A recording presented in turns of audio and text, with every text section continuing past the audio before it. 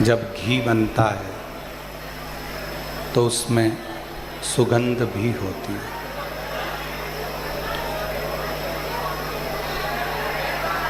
दूध में कोई सुगंध नहीं है,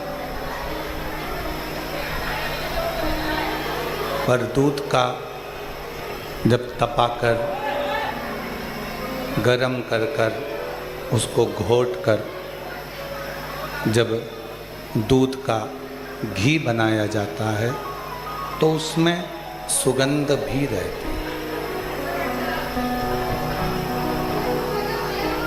शिव महापुराण की कथा कहती है, भगवान शंकर का चरित्र कहता है, शिव तत्व कहता है,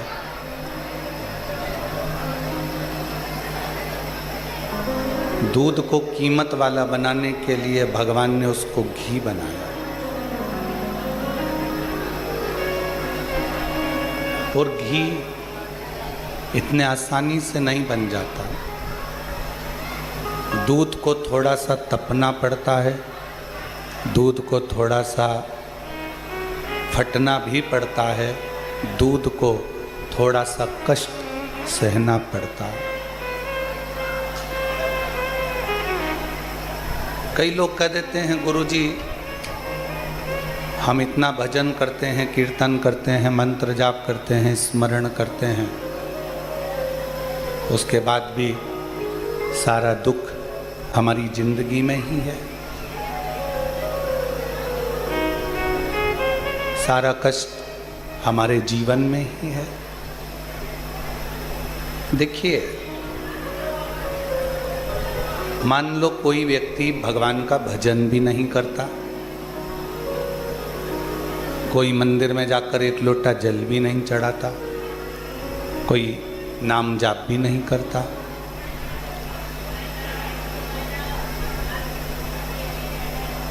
उसने एक लोटा जल भी नहीं चढ़ाया, नाम जाप भी नहीं करा, स्मरण भी नहीं करा,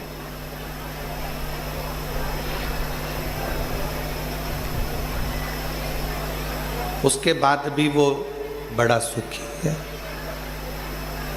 उसको कोई कष्ट ही नहीं, वो बड़ा आनंद में। और जो रोज भगवान के मंदिर भी जा रहा है, भजन भी कर रहा है, स्मरण भी कर रहा है, कीर्तन भी कर रहा है, नाम जाप भी कर रहा है, उसके बाद भी उसकी जिंदगी में तकलीफें पीछा नहीं छोड़ रही।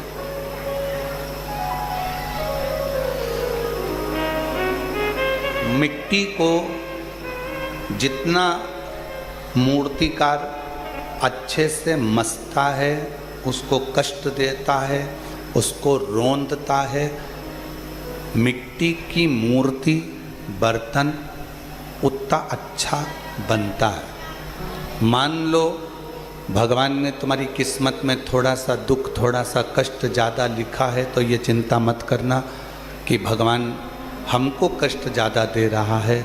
हो सकता है वो तुम्हारी मूर्ति अच्छी बनाना चाहता है, वो तुम्हें श्रेष्ठ बनाना चाहता है, वो कुछ अच्छा करना चाह रहा है, वो कुछ श्रेष्ठ करना चाहता है।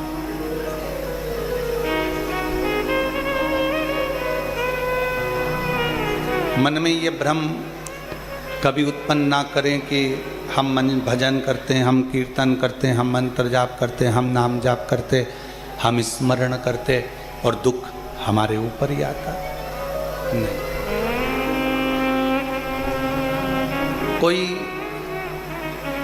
संसार का ऐसा कोई व्यक्ति नहीं है जिसकी जिंदगी में थोड़ी ना थोड़ी तकलीफ नहीं है, थोड़ा ना थोड़ा कष्ट सबके जीवन में। बस कोई उस कष्ट को हंसकर झेल लेता है और कोई उस कष्ट को रोकर झेलता है। भदौरिया जी, ये जो पेटी है ना बीच में, उस पेटी को या तो एक साइड कोने में कर दो या अंदर निकाल के एक साइड कर दो, ऐसा थोड़ा सा रास्ता करके उसको इधर निकाल दो तो लोगों को बैठने में दिक्कत नहीं आएगी और दर्शन में दिक्कत नहीं आएगी। ये वाली नहीं, वो वाली बीच में।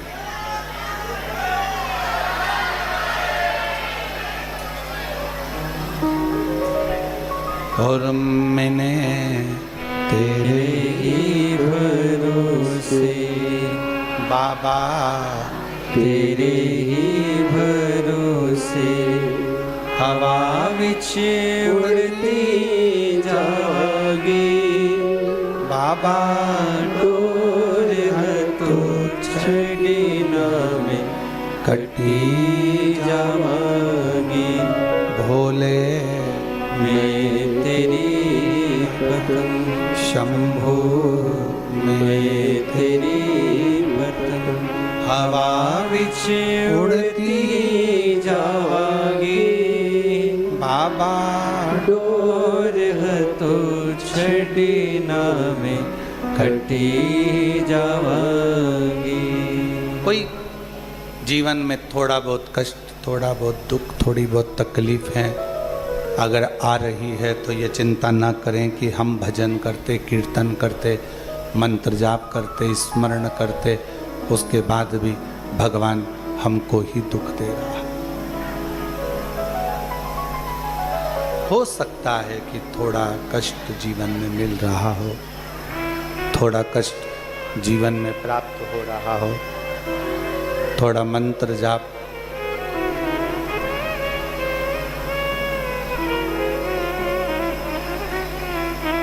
होने दो। फिर कोई कहे कि गुरुजी वो हमारे पड़ोसी हैं, हमारे रिश्तेदार हैं, कभी भगवान का भजन नहीं करते, कीर्तन नहीं करते, मंत्र जाप नहीं करते, स्मरण नहीं करते।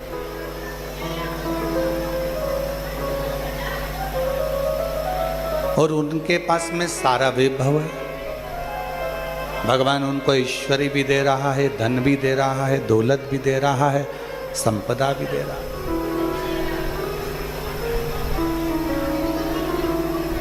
हो सकता है उसका पूर्व का कोई प्रारब्ध हो, उसके पूर्व में किए हुए कोई भजन का बल, उसके पूर्व में किए हुए कोई मंत्र जाप का बल, उसके पूर्व में किए हुए कोई नाम जाप का फल उसके भाग्य में हो।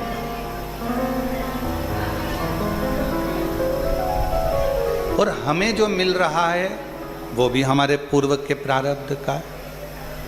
थोड़ा दुख ज़्यादा मिल गया, थोड़ा कष्ट ज़्यादा मिल गया, थोड़ी तकलीफें ज़्यादा मिल गई, कोई बात नहीं।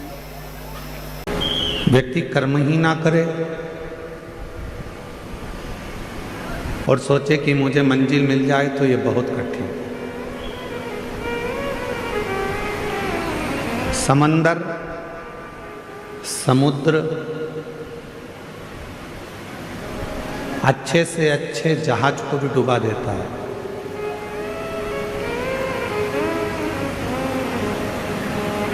समंदर, समुद्र अच्छे से अच्छे जहाज को भी डुबा देता है। समुद्र बड़े से बड़े नौका को, बड़े से बड़े जहाज को और बहुत कुछ डुबो देता है, बहुत कुछ। जब अपनी वाली पर यदि समुद्र आ जाए तो बड़े बड़े शहर को भी डुबो देता है।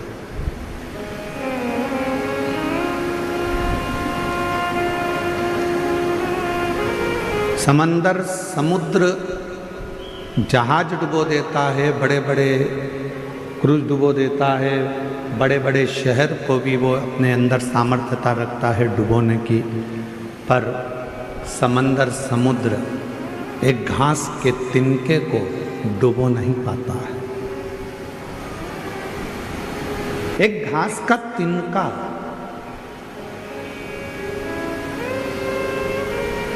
एक तिनका ऐसा होता है घास का जिसको समुद्र डुबो नहीं सकता।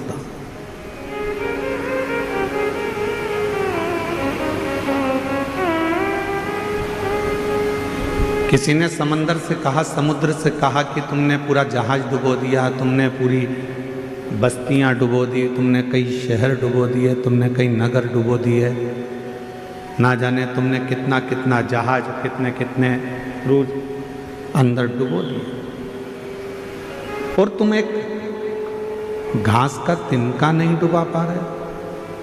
एक घास का तिनका तुम डुबा नहीं सके? तो समुद्र ने कहा, ये घास का जो तिनका है ये एकदम हल्का, एकदम हल्का, और ये जो घास का तिनका है ये परमात्मा पर समर्पित होकर रहता है, इसलिए इसको डुबा नहीं सकते। हल्का। भारी कौन है? जिसको लगता है कि मैं कर रहा हूं, मैं करा रहा हूं या मैंने करा है। हल्का कौन है? जिसने सोच लिया कि मैंने कुछ नहीं कराया, कराने वाला तो देवाधिदेव महादेव है, मैं तो केवल एक निमित्त मात्र।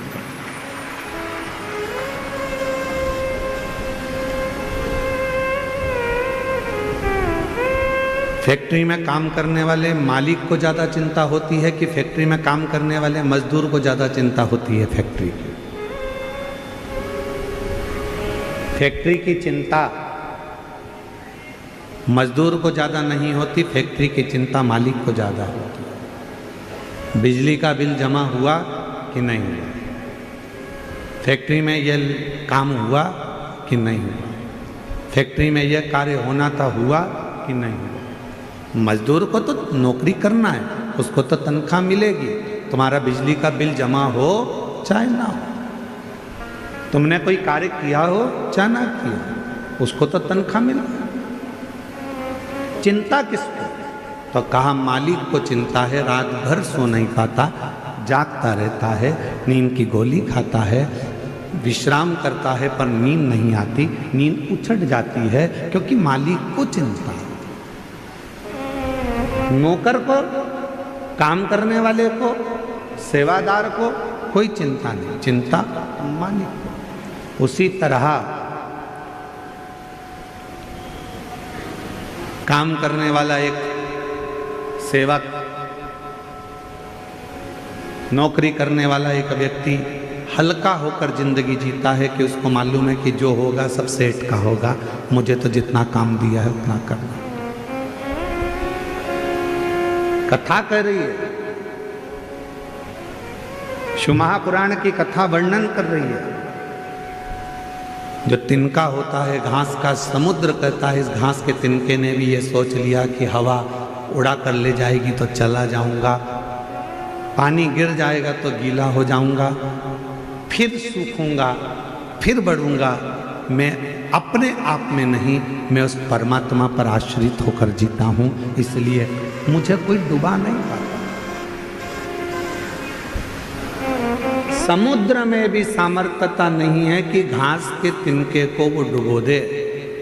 उसी तरह संसार में किसी की सामर्थ्यता नहीं है जो शंकर को एक लोटा जल चढ़ाने वाले को डुबो दे, ये किसी की सामर्थ्यता नहीं। शिव नाम सुनने वाला, भगवान शंकर का भजन करने वाला, शिव स्मरण करने वाला, श्री शिवाय नमस्तुभ्यम बोलने वाला, शंकर को एक लोटा जल चढ़ाने वाला, जब भगवान शंकर की शरणागति ग्रहण कर लेता है तो उसके परिवार की, उसके घर की, उसके कुल की पूरी चिंता शिव की हो जाती है, फिर हमारी चिंता नहीं। और एक और बात, आज इस कुबेरेश्वर धाम की पवित्र माटी पर चल रही, कंकर शंकर की भूमि पर चल रही ऑनलाइन शिव महापुराण की कथा में एक बात और अपनी चित्तवृत्ति में बिठा लो। शिव बेटी, शिव महापुराण की कथा से मान लो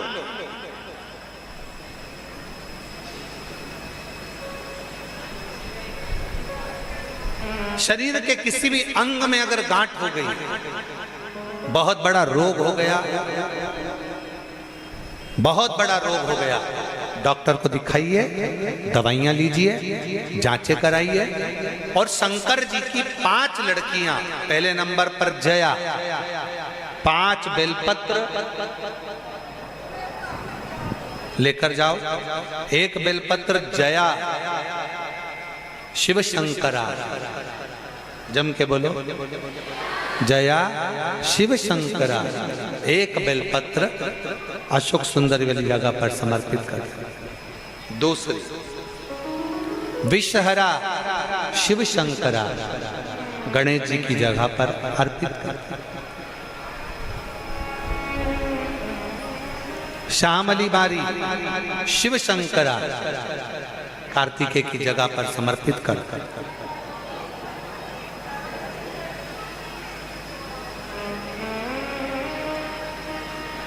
दो तली शिव शंकरा जगत जननी जगदम्बा का जो हस्त कमल है पीठी का, उस पर समर्पित कर दे। और देव जम के बोलो, देव शिव शंकरा कहकर शिवलिंग पर समर्पित कर दे। 5 बेलपत्र लोटा भरकर जल लेकर गए हो, 5 स्थान पर धीरे धीरे समर्पित करें। और आपके शरीर में जो रोग है, बीमारी है, उसका स्मरण कराते हुए बाबा को जल चढ़ाते हुए जल का थोड़ा सा भाग 5 बेलपत्र में से कोई सी भी एक बेलपत्र वो लेकर, आप पहले दिन गए हो, तुम्हें याद रहना चाहिए कि आज मैंने कौन सी बेलपत्र ली है। गणेश जी के स्थान की बेलपत्र ले लो, दूसरे दिन अशोक सुंदरी की बेलपत्र ले लो, तीसरे दिन कार्तिकेय की बेलपत्र ले लो, चौथे दिन पार्वती के हस्त कमल की बेलपत्र ले लो, और 5वें दिन शिव के शिवलिंग की बेलपत्र ले लो। ऐसा क्रम बना लो। 5 दिन 5 बेलपत्र चढ़ाना है और एक एक बेलपत्र लेकर आना है। सुबह खाली पेट उस बेलपत्र को खाइए और थोड़ा सा जलपान कर बाबा का जो जल है उसका आचमन करो, शिव जी से विनय करो। 5 दिन के बाद में फिर वापस जांच करवाइए, धीरे धीरे शरीर में जो रोग है वो समाप्त की ओर जाए। जो डॉक्टर दवाई दे वो दवाई खाओ, जो डॉक्टर जांच का बोले जांच कराओ। डॉक्टर शंकर का एक रूप है, जैसा डॉक्टर बोले वैसा करो, पर साथ में शंकर के प्रति एक विश्वास रखकर उसकी दृढ़ता भी धारण करो। शिव के एक समर्पण कर। शिव की कृपा के 4 प्रकार हैं।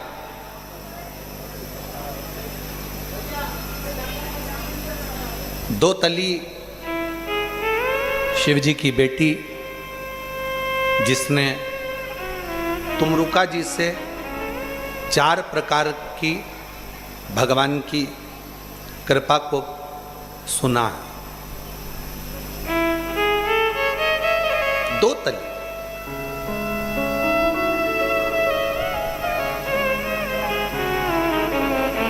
दो तली का एक काम बहुत अच्छा है। शंकर जी की जो बेटी है जया, विषहरा, श्यामली बारी, आगे 2 तली। 2 तली का एक काम सबसे अच्छा है। यदि किसी लड़का लड़की ने आपस में विचार कर लिया कि तलाक हो रहा है, और लड़की ने या लड़के में से किसी एक ने विचार कर लिया कि मुझे तलाक नहीं लेना है, मुझे तो इसी वर के साथ में या इसी कन्या के साथ में रहना है, और अगर 2 बेलपत्र, 2 दुर्वा, 2 कनेर के पुष्प हाथ में लेकर 1 लोटा जल शिव जी को समर्पित कर अगर 2 तली का नाम लेकर ये एक साथ शिवलिंग पर चढ़ा दिए जाएं, तो वो प्रदोष के दिन अगर इसको चढ़ाया गया है तो लड़का लड़की का तलाक नहीं होता, आपस में प्रेम बनना प्रारंभ हो जाता है। उनका आपस में प्रेम बनना प्रारंभ हो जाता है, एक दूसरे के प्रति समर्पण का भाव हो जाता है, एक दूसरे के प्रति भाव उत्पन्न हो जाता है।